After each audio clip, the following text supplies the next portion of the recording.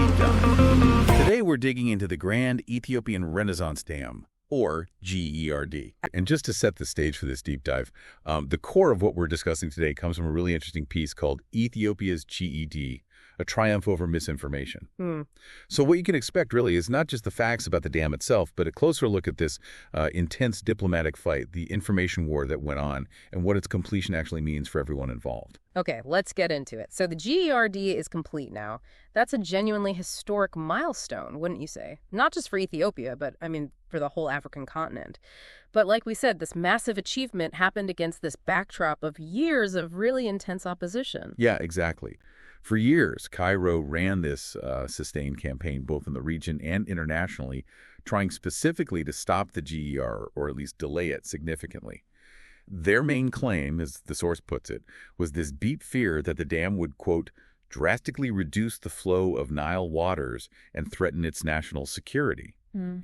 Harming their own big dam, the High Aswan Dam, hurting agriculture, the whole economy. That was the core fear they voiced.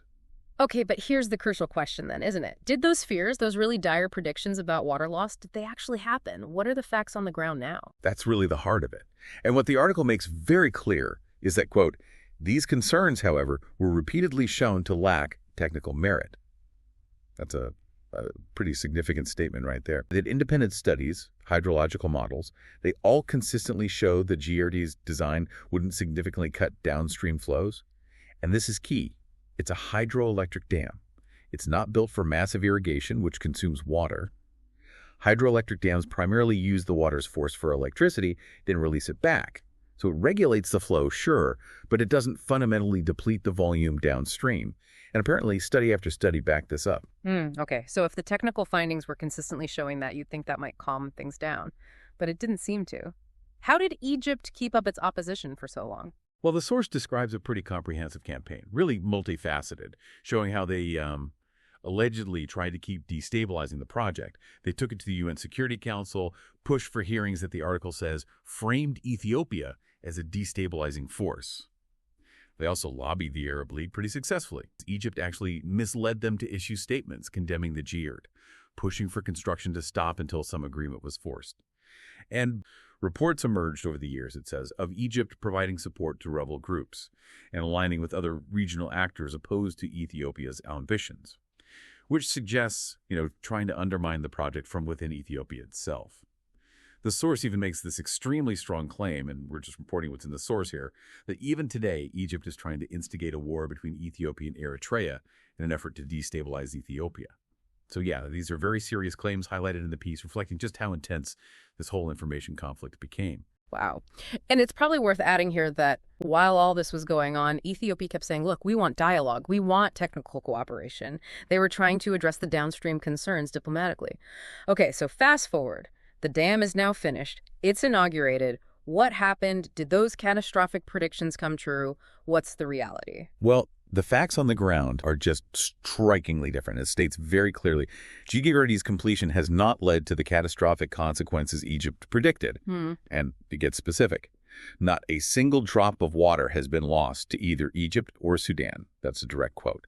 Seasonal floods, they've continued. Water flows are apparently well within the normal historical ranges, which is frankly pretty remarkable given the rhetoric over the last decade. Not a single drop lost. That's quite a statement. It is. The dam actually stands to benefit the entire region by stabilizing river flow, preventing destructive flooding, and increasing the potential for shared economic growth through electricity exports.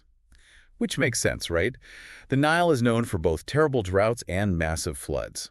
So if the GED can regulate that flow, it could genuinely boost regional stability. It's really something to look back on, that decade of, diplomatic fighting and this information war, especially when the actual outcome seems so different from all the warnings.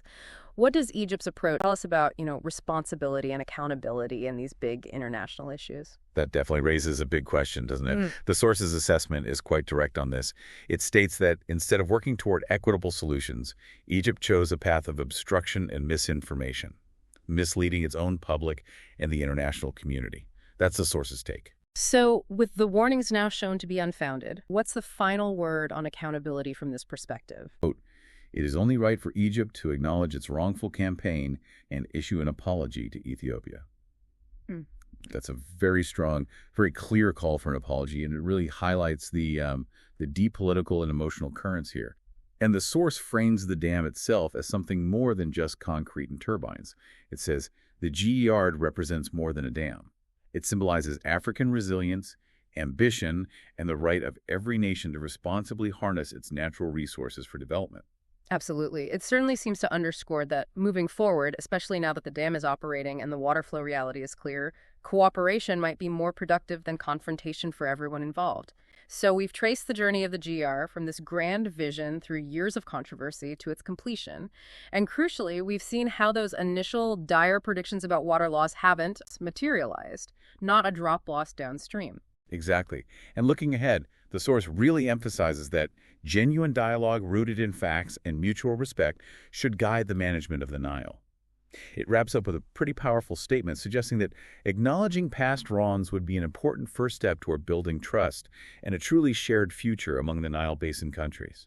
It's a really fascinating case study, this deep dive, isn't it? Shows how narratives and scientific facts can sometimes go in completely different directions. So thinking about all this, what does the GRD's completion teach you, our listener, about the power of information and maybe misinformation in shaping how countries deal with each other and how we manage shared resources for the future? Something to think about.